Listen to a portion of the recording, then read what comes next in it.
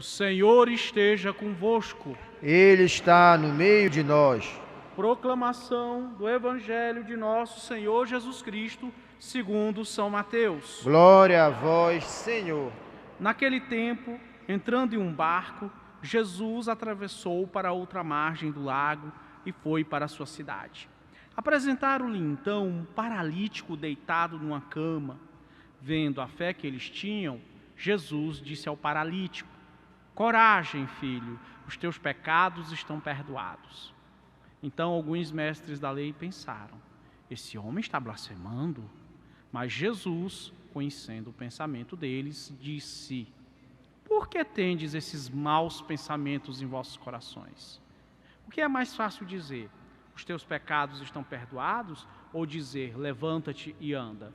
Pois bem, para que saibais que o Filho do Homem tem na terra o poder para perdoar pecados, disse então ao paralítico: levanta-te, pega a tua cama e vai para a tua casa. O paralítico então se levantou e foi para a sua casa. Vendo isso, a multidão ficou com medo e glorificou a Deus por ter dado tal poder aos homens. Palavra da salvação! Glória a vós, Senhor. Caríssimos irmãos, caríssimas irmãs, sejam todos bem-vindos à Basílica Santuário de Nossa Senhora de Nazaré. E damos a nossa vinda especial para os irmãos e irmãs que nos acompanham pela Rede Nazaré de televisão, pela rádio web Basílica de Nazaré, pela internet, no Brasil, no mundo. Sejam bem-vindos e sintam-se aqui entre nós, na casa da Rainha da Amazônia, a Mãe de Misericórdia. Caríssimos irmãos, caríssimas irmãs, nós esta semana acompanhamos como primeira leitura trechos retirados do livro do profeta Amós, cujo nome significa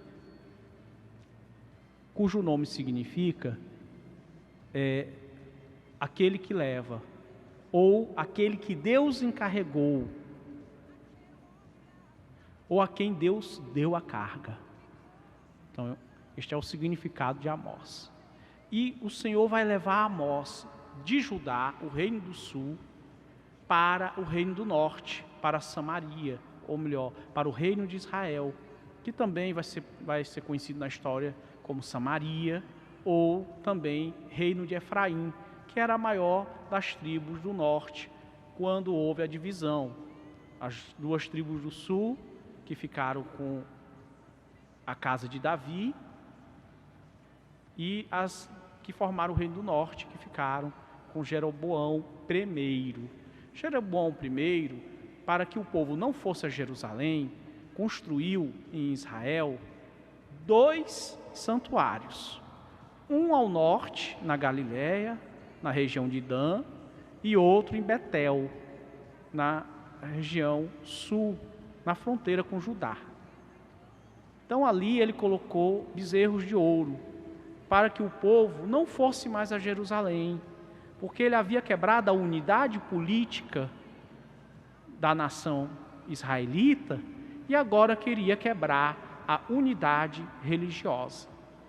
Ele tinha medo que o povo indo das 10 tribos para Jerusalém quisesse voltar a unificar o país.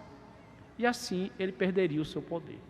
Bem, Amós é levado pelo Senhor para Israel, para profetizar em Israel.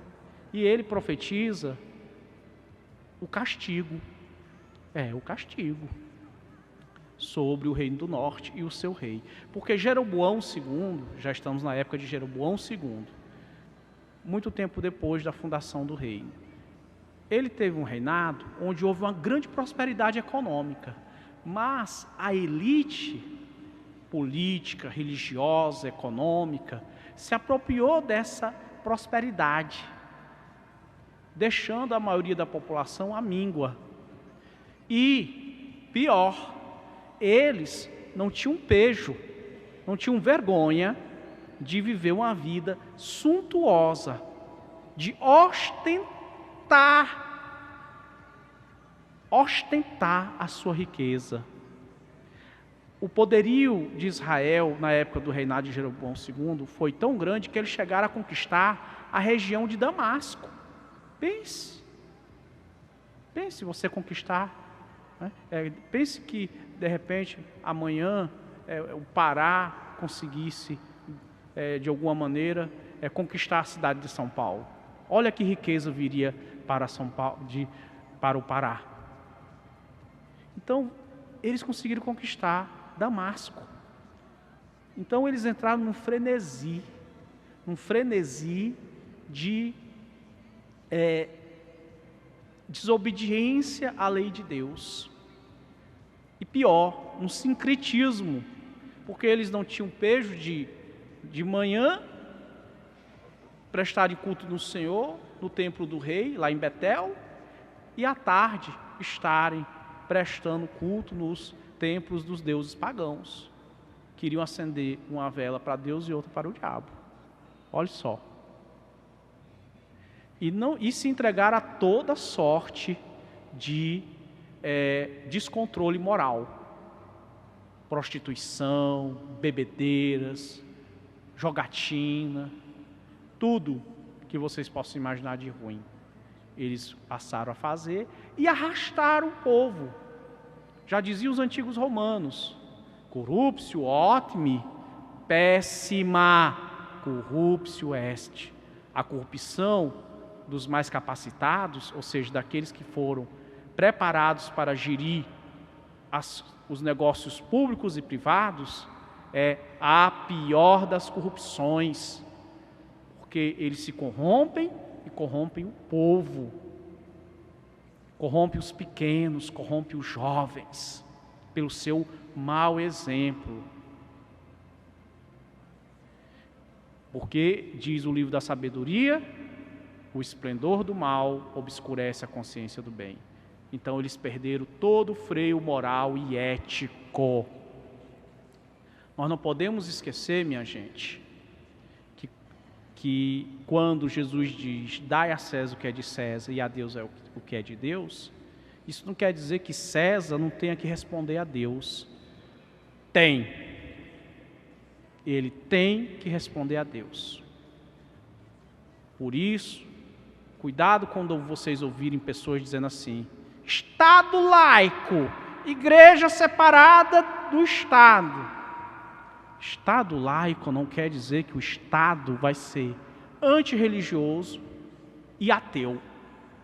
Quer dizer que ele vai assumir as responsabilidades que lhe cabem. E a igreja, a religião, o que lhe diz respeito. Mas isso não quer dizer que César pode atacar a Deus ou pode usurpar os direitos de Deus. Nós temos que ter isso em consciência.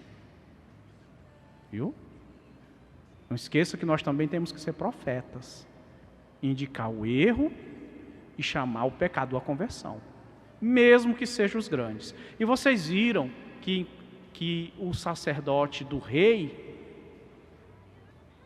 foi reclamar com o rei: olha, esse Amós está conspirando contra ti. Olha o que ele está dizendo: que o rei que o país vai ser invadido, que a nação vai ser destruída, que o rei vai ser levado prisioneiro com todo Israel.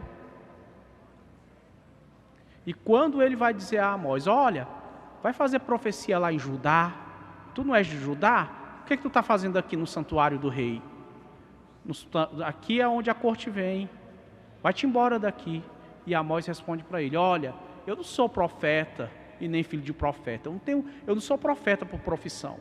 Eu estava cuidando do meu gadinho, eu estava cuidando lá dos meus sicômoros. Sicômoro é um tipo de figo brabo, que só os mais pobres comiam. Então, para ele amadurecer, o cultivador de sicômoros pega ele verde e dá um corte nele, ou uma picadinha, que aí ele amadurece e fica doce e fica próprio para o consumo. Então, mas era os mais pobres que compravam esse tipo de figo. Não era o melhor figo, sabe? Era aquele que dava para eles comprarem. Então eu estava lá cuidando dos meus sicômoros e o Senhor me mandou vir aqui. Ele me mandou anunciar para vocês que vocês vão ser castigados. Porque corrigir os que erram, minha gente, não podemos esquecer disso. É uma das 14 obras de misericórdia. É uma das 14 obras de misericórdia. A justiça não está separada da misericórdia. Tem gente que pensa que a justiça é divorciada da misericórdia. Não é. Santo Tomás de Aquino nos diz que a misericórdia sem justiça leva à ruína. Leva à ruína. Porque os maus acham que quando você é bom com eles, você dá uma segunda, uma terceira chance, é porque você é fraco, que você é bobo. Ah, esse aí, é como a gente diz lá no Ceará, esse aí é abestado, eu vou me fazer em cima dele. Por isso que a misericórdia não dispensa a justiça. Todo pecado e todo crime tem que ser corrigido e tem que ser feita uma reparação. Por isso que a justiça não está divorciada da misericórdia. E diz Santo Tomás de Aquino mais, que a justiça sem misericórdia vira crueldade. Vira crueldade, viu? Você pensa assim, vamos dar um exemplo. Você diz para um menino, ou para a menina, menino, não sobe na árvore, tu vai cair. Mas o menino é soberbo, é teimoso, é desobediente, né? Acha que vai ser legal subir na árvore, vai dar aquele barato, aquela adrenalina. Está vendo o esplendor do mal? Obscurece a consciência do bem. Sobe na árvore, cai, quebra a perna. Eu vos pergunto, é necessário que um pai pegue este menino, ou a mãe pegue esta menina, e amarre num tronco e chibateie? Isso será justiça? Não, será crueldade. Porque a queda que ele levou já foi castigo suficiente. Porque muita gente deve estar dizendo aí, mas padre, Deus castiga? Deus corrige. E às vezes dentro da correção entra o castigo. Acontece que muitas vezes Deus nem precisa castigar, porque aquele que faz o mal feito se volta contra ele. Ou seja, já se castiga. Sabe o rato, quando você coloca o queijo na ratoeira, ele não vai lá, e a ratoeira, pá, pega ele, não é? Quem mandou? Tá vendo? Será que a mamãe rata não diria para o ratinho, ratinho, não vá pegar aquele queijo que está na ratoeira? Mas ele foi, e a ratoeira, pá, pega o ratinho. Precisa de castigo, mas já levou o castigo. Então a correção, a justiça, faz parte da misericórdia. Quem ama, corrige. E se nós amamos o nosso país, nós temos que corrigir os nossos governantes. E começar por nós mesmos. Viu? Começar por nós mesmos.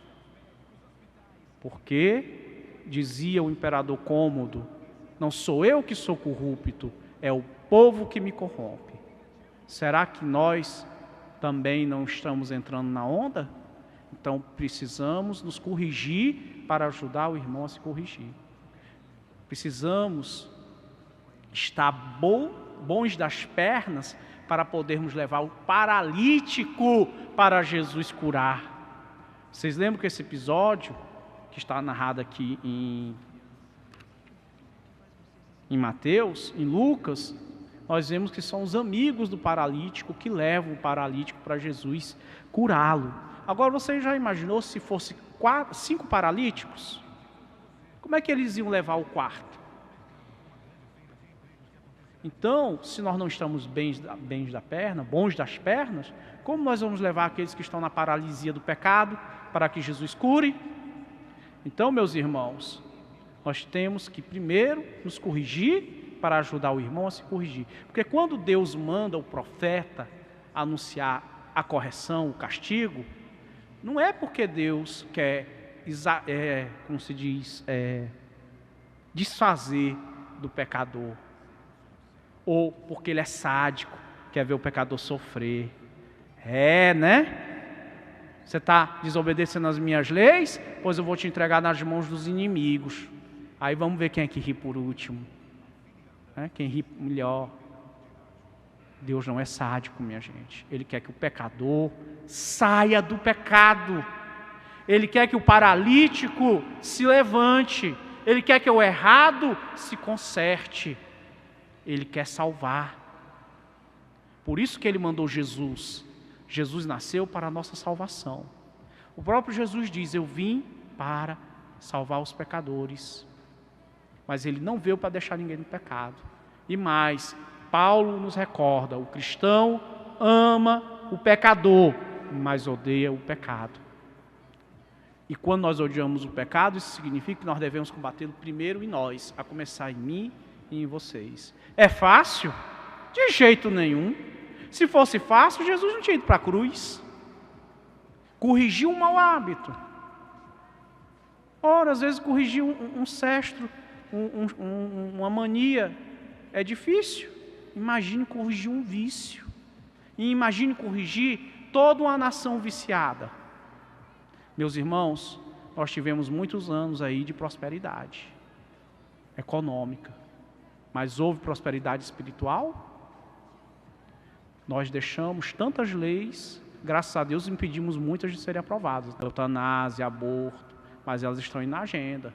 Tem essa ideologia de gênero, que o marxismo cultural quer empurrar na nossa goela abaixo. Nós devemos estar atentos, porque nós deixamos passar muitas coisas que contrariam a lei de Deus. Povo de Deus, temos que ser profetas. Comecemos a correção em nós para corrigir o irmão que está no pecado. Seja ele grande, seja ele pequeno, seja ele pobre, seja ele rico, seja ele importante, seja ele desconhecido. Nos coloquemos na mão do Senhor para que Ele nos corrija. Jesus, vamos aprender de Jesus que é manso e humilde de coração. Jesus que passava fazendo bem, curando os doentes e libertando os pecadores, os viciados do pecado e da morte. Louvado seja nosso Senhor Jesus Cristo. Para sempre seja louvado.